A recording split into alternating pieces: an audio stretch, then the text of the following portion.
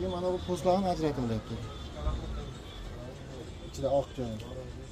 Oq joyidan yasayapti. Ko'ringmi?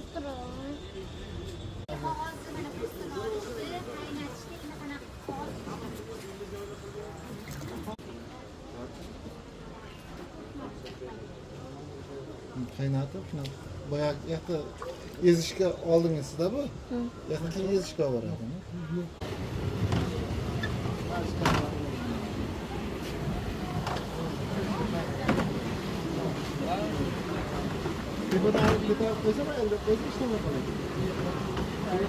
Sakkiz soat maydalanadi. Po'stloq joy tozaladi, qaynatdi, keyin bu yerga olib kelib soldi. Sonra bir yaxshi aralashtiriladi. Maxsus qoliplar bor. Qolip yordamida suvga botiramiz. Suv oqqancha kutamiz, o'sha suv oqsa bizda qog'oz paydo bo'ladi. Mana presslar, Hozir paydo bo'ladi.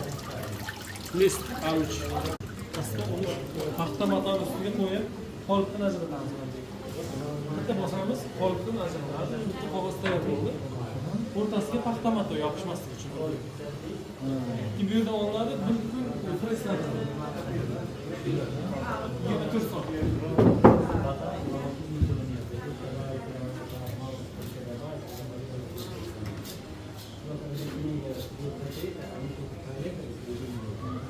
Bu qog'oz qayerda ishlatiladi? Qur'on kitobi, ha? Rasm chiziladi, turi sohasida. Ya'ni sinflarda 10-15 daqiqa har bir qog'ozni yo'q holatga kelib sinflarga.